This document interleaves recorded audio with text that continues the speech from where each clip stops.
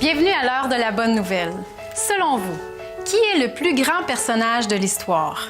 Voici les propos que nous avons recueillis parmi les personnes que nous avons interviewées. Le plus grand personnage de l'histoire du monde?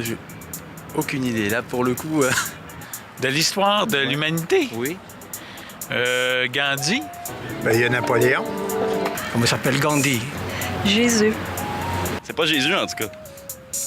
Je sais pas, Christophe Colomb, c'est-tu? Christophe Colomb. C'est tellement relatif. C'est sûr qu'apparemment la plus grande star, c'est Jésus-Christ. C'est Jésus-Christ, mais surtout pour les croyants. Cette semaine, nous poursuivons notre périple dans le beau pays d'Israël, tout près du mont Hermon, sur les traces du plus grand personnage de l'histoire.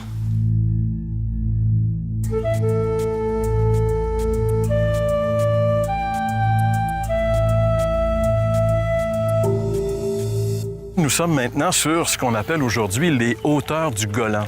Et si nous sommes ici, c'est pour la simple et bonne raison que nous allons parler aujourd'hui de la transfiguration de Jésus qui se serait probablement produit juste ici, derrière nous, sur le mont Hermon. Ça m'impressionne un peu parce que juste pour venir ici, on en a monté quand même pas mal en voiture.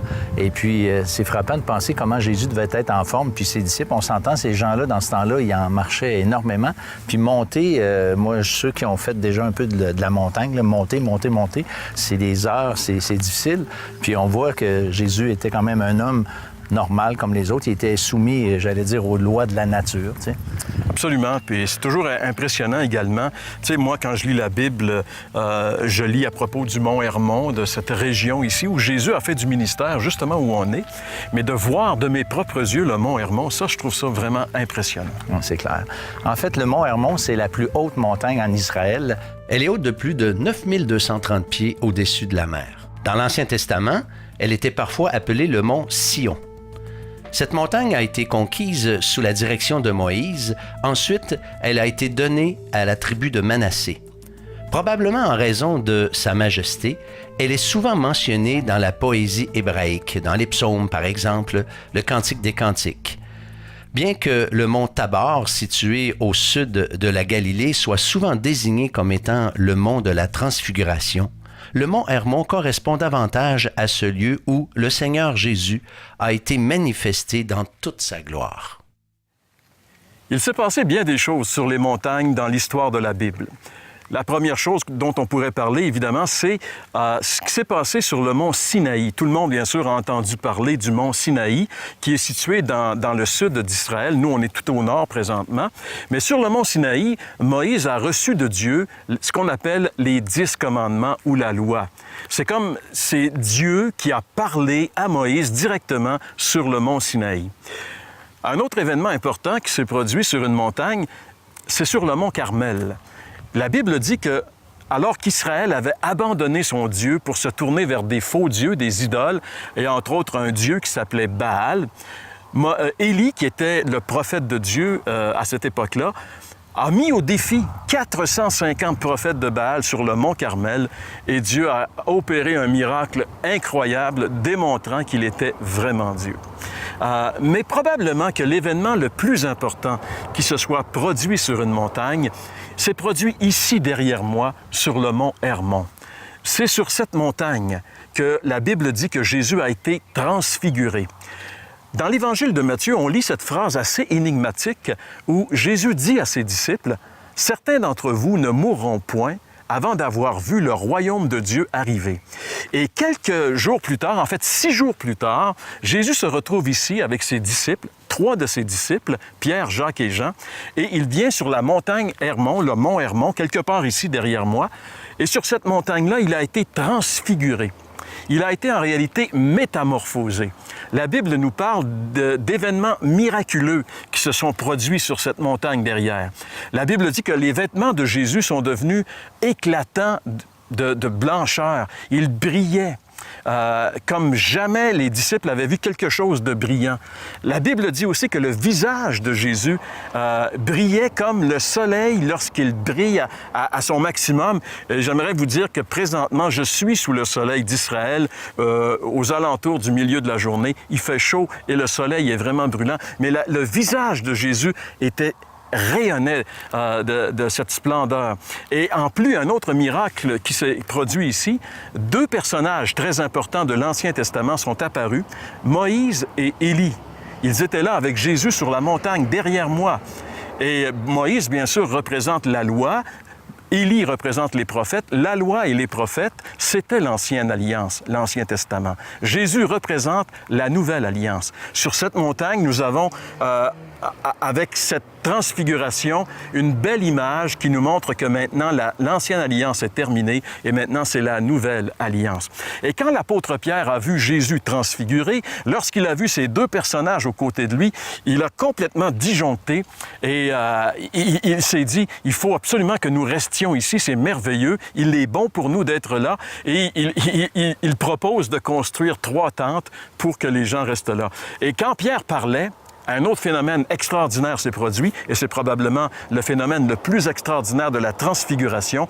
Dieu a fait entendre sa voix. J'aimerais vous dire à vous qui nous écoutez cet après-midi ou aujourd'hui, que derrière moi, sur cette montagne, ici derrière, Dieu a fait entendre sa voix un jour. C'est incroyable. Dieu a parlé audiblement ici lorsqu'il a dit, mais il a dit une phrase, une simple phrase, une phrase toute courte. Il a dit, « Celui-ci, parlant de Jésus, est mon Fils bien-aimé, écoutez-le, écoutez-le. » Le message de Dieu pour nous, encore aujourd'hui, c'est le message que Dieu nous a laissé sur cette montagne lorsqu'il a dit, « Celui-ci est mon Fils bien-aimé, écoutez-le. » La chose la plus importante selon Dieu pour nous les êtres humains, c'est d'écouter ce que Jésus a à nous dire. Et ce que Jésus a à nous dire, on le retrouve bien sûr dans la Bible, qui recèle des paroles de Jésus. Par exemple, écoutez ce que Jésus a à dire. Un jour, Jésus a dit, « Celui qui croit en moi a la vie éternelle. » Nous allons juste nous attarder à cette seule parole de Jésus. Si on avait juste entendu cette parole de Jésus, elle est suffisante pour que nous puissions avoir la vie éternelle, pour que nous puissions être avec Dieu pendant toute l'éternité. Dieu le Père a dit sur cette montagne, « Voici mon Fils bien-aimé, écoutez-le. » Et Jésus a dit un jour, « Celui qui croit en moi a la vie éternelle. » Donc, en réalité, le message que nous pourrions retenir du Mont Hermon, de la transfiguration, c'est d'écouter ce que Jésus a à nous dire, de prendre Jésus au sérieux, de prendre le temps de l'écouter. Vous savez, on dit aujourd'hui qu'un des problèmes de cette société moderne, c'est qu'on n'a pas le temps d'écouter les autres. Mais je pense que c'est important d'écouter les autres, mais la personne la plus importante à écouter, c'est Jésus, parce que Dieu, son Père, a dit, « Voici mon Fils, écoutez-le. » Pourquoi ne pas vous mettre à l'écoute de Jésus? Pourquoi ne pas venir à lui aujourd'hui? Sur cette montagne derrière moi s'est produit un des miracles les plus étonnants de l'histoire de la Bible. Jésus a été manifesté comme Dieu. Lorsqu'il a été transfiguré, c'est comme s'il avait enlevé son vêtement humain pour laisser ressortir la splendeur de sa divinité. Et jamais Pierre ne s'est remis de cette rencontre avec Jésus. Plusieurs années plus tard, lorsqu'il écrit sa 2e lettre et qu'il est devenu vieux, il dit littéralement ce que nous avons vu de sa majesté sur la sainte montagne. Pour l'apôtre Pierre, cette montagne est devenue une sainte montagne parce que la divinité de Jésus a été révélée. Il ne s'est jamais revenu de cette rencontre avec Jésus sur le mont Hermon. J'aimerais juste vous dire que lorsqu'on a vraiment rencontré Jésus et qu'on a découvert qui il est, on ne peut plus être la même personne.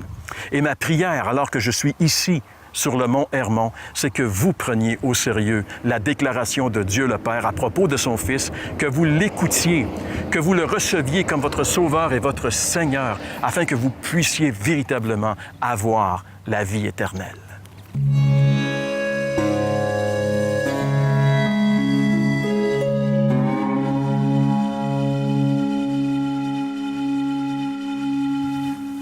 Jean-Pierre, grande vérité que tu viens d'exprimer.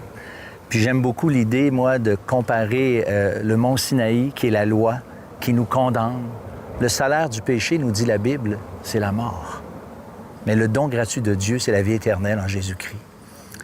Jésus a pris sur lui notre péché. C'est lui qui a permis que la loi s'accomplisse. Il l'a dit, je ne suis pas venu pour abolir la loi, mais je suis venu pour l'accomplir.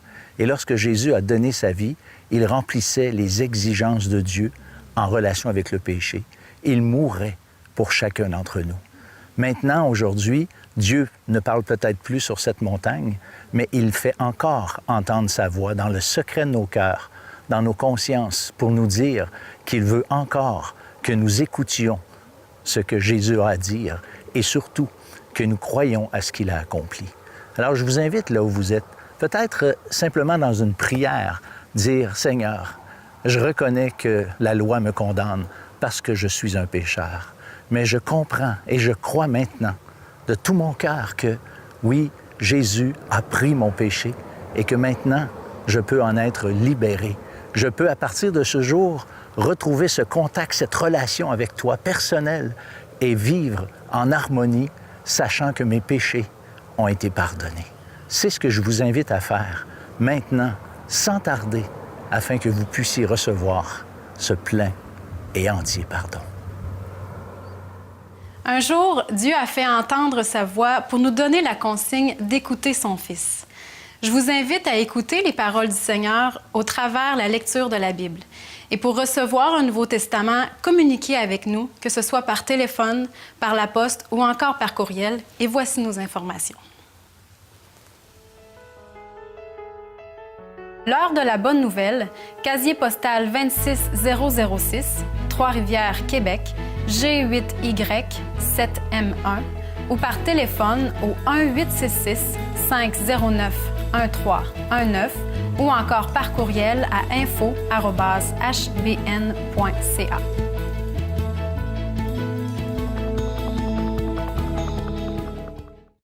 Bonjour Imad et bienvenue à l'heure de la bonne nouvelle. Bonjour. On est là aujourd'hui pour entendre comment Dieu a travaillé dans ta vie. Quel est ton cheminement spirituel?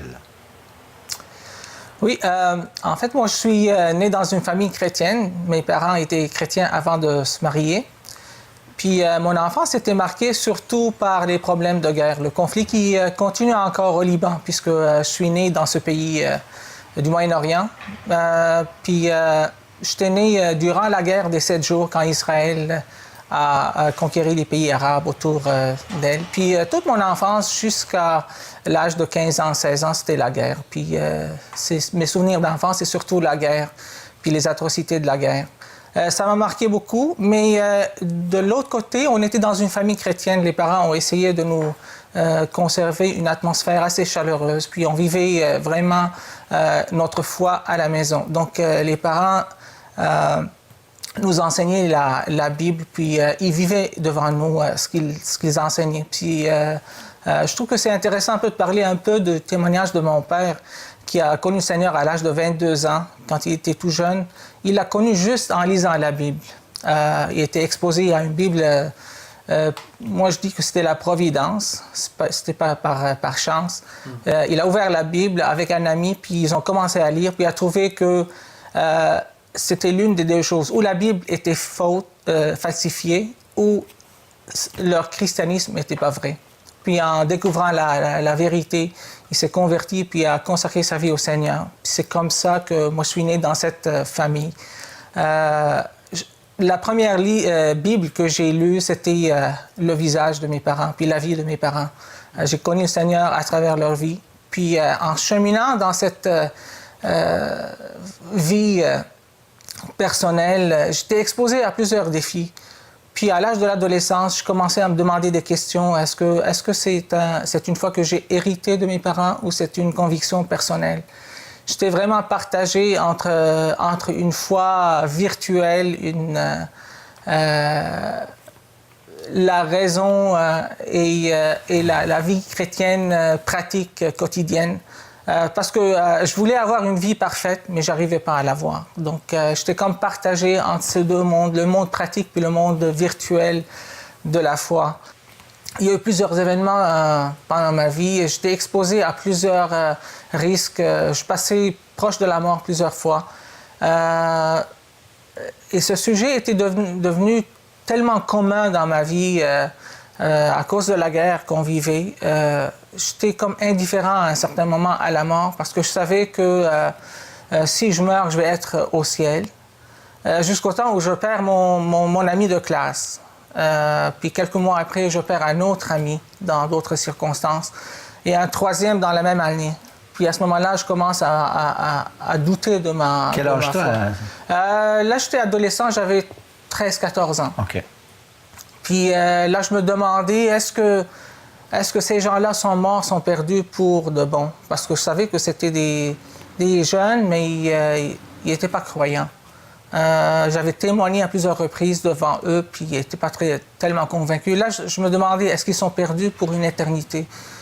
Ou est-ce qu'il y a une vie après la mort? Des questions qui se bousculaient dans mon cerveau. Puis là, je commençais à douter de mon salut moi-même. Je savais tout, mais comme je n'arrivais pas à être parfait, je me demandais, est-ce que je suis vraiment sauvé? Est-ce que si je meurs, est-ce que je vais avoir une vie éternelle avec le Seigneur ou je vais être perdu comme mes proches amis? Donc là, je vivais tout un conflit interne. Puis à chaque fois, mon père était à côté de moi pour me dire que c'est pas de toi que ça vient, c'est du Seigneur, c'est lui qui t'a sauvé, c'est lui qui va garantir ton salut. Durant une réunion de jeunes,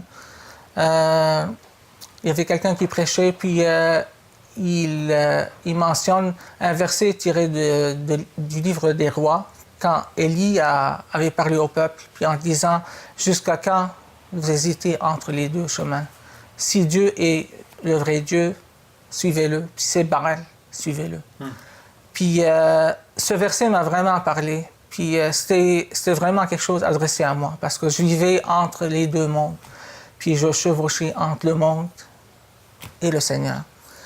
Puis pendant des semaines, ce verset me poursuivait, jusqu'au temps que j'étais convaincu qu'il fallait faire un choix. Et à ce moment-là, je me suis recueilli devant le Seigneur en disant, je vais prendre une décision, je vais te suivre. Je sais que tu es le vrai Dieu, je sais que la parole de Dieu, c'est la parole vivante.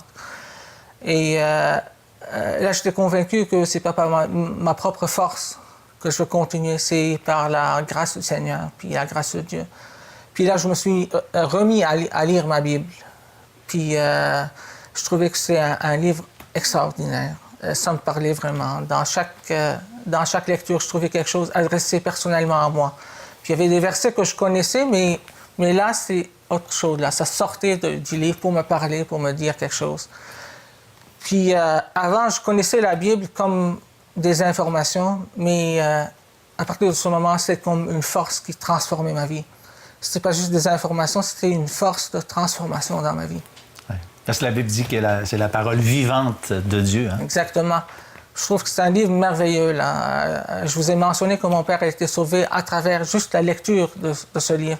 Puis moi, d'après ma propre expérience, j'ai trouvé que c'était une parole qui est vivante, qui est valable pour toujours, qui nous parle, qui répond à nos besoins, nos questionnements, tout ce qu'on a dans notre tête. Là, il y a des réponses dans cette Bible.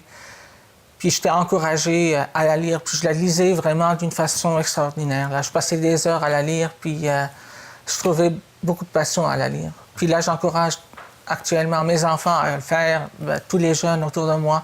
Je les encourage à lire la Bible et à relire la Bible, parce qu'il y a des réponses à tout dans ce livre merveilleux. Hey, merci beaucoup pour ce beau témoignage. C'est moi qui vous remercie. Vous aimeriez entendre le témoignage d'autres personnes transformées par le message de l'Évangile? L'heure de la bonne nouvelle vous invite à participer à l'un des nombreux déjeuners de l'espoir. Ces déjeuners ont lieu dans plusieurs restaurants réputés de la province et vous sont offerts gratuitement. Pour connaître les détails concernant l'endroit, la date et l'heure pour votre région, composez le numéro sans frais 1-866-509-1319. Vous pouvez également consulter le site web www.déjeuner.org.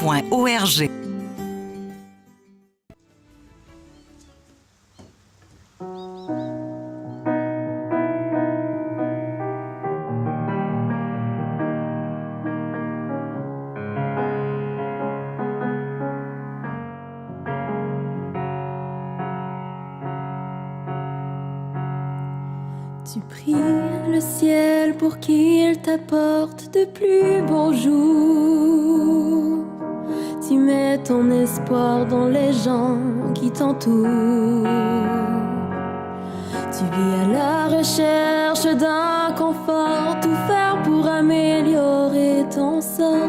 En quête de paix, tu t'y perds. Le soir tu mets Dieu dans tes prières, le lendemain tu l'oublies aussitôt. Tu vis ta vie de la même manière, te demandant s'il répondra bientôt. Mais sais-tu qui il est vraiment? C'est qu'il est pour toi réellement. Quelle place occupe-t-il dans ta vie? Est-ce que c'est lui qui te conduit? Mais sais-tu qui il est vraiment? C'est qu'il est pour toi réellement. Allez, regarde autour de toi, ouvre les yeux.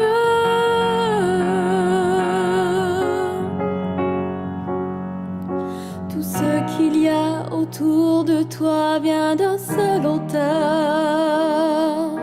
qui t'a créé et qui veut seulement ton bonheur. Ne vois-tu pas qu'il agit pour toi, qu'il veut te montrer qu'il est bien là? Mais c'est à toi de le reconnaître. Mets-le en premier dans tes choix, laisse-le diriger tes combats, être la source de ton bonheur. Admets que tu as un créateur. Mais sais-tu qui il est vraiment? Ce qu'il est pour toi réellement. Quelle place occupe-t-il dans ta vie?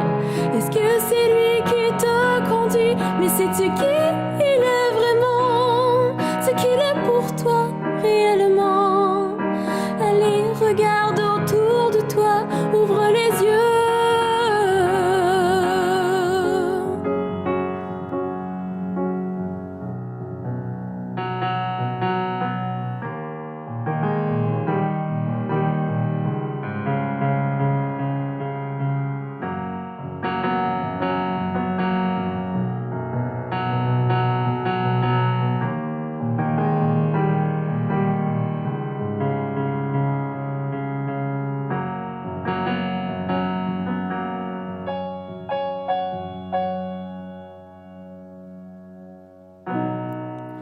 Mais qu'attends-tu de lui?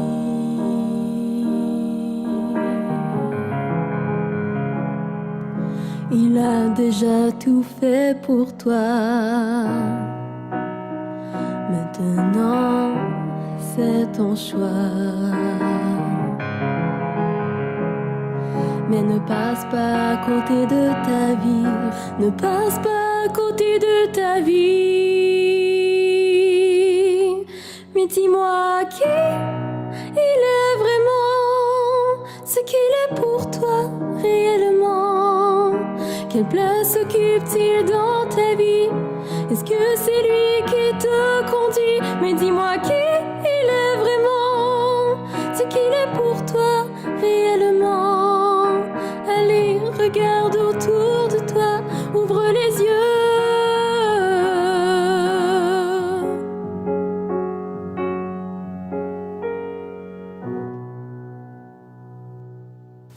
Bonjour, Monsieur Jolin. Bonjour, Valérie.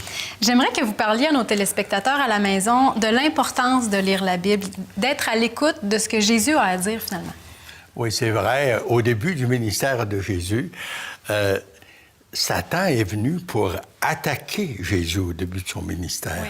Et puis Jésus de lui répondre en disant « L'homme ne vit pas de pain seulement, mais de toute parole qui sort de la bouche de Dieu. » Alors ça, c'est une parole qui est très, très importante. Plus tard, le Seigneur, en s'adressant quand même aux Juifs de son temps, puis même les gens religieux, il dit « Or, la vie éternelle, c'est qu'ils te connaissent, toi le seul vrai Dieu, et celui que tu as envoyé, parce que c'est à travers celui qu'il a envoyé, Jésus-Christ, qu'on peut connaître le Père. Puis la connaissance nous vient à travers la parole de Dieu. Hein? C'est pour ça que, justement, à travers la parole de Dieu, Dieu se révèle. Dieu se révèle à nous. La parole de Dieu, c'est la lettre d'amour que Dieu nous a laissée, qui nous révèle son amour, mais qui nous présente Jésus comme étant la source de cet amour. Hein? Jésus est venu comme la source de l'amour de Dieu. Et puis en fait, il va dire justement, si vous m'aimez, gardez mes commandements, gardez ma parole. Hein? Alors, c'est ça qui est le message de l'Évangile, puis c'est ça que les gens ont besoin de se rappeler. Bien, merci beaucoup, M. Jolin. J'espère que ça donne envie à nos téléspectateurs de lire un peu plus cette Bible que Dieu nous a laissée, cet outil qu'il nous a laissé. Alors, c'est déjà tout pour cette semaine. Je vous invite à être des nôtres dès la semaine prochaine pour une autre émission de l'Heure de la Bonne Nouvelle.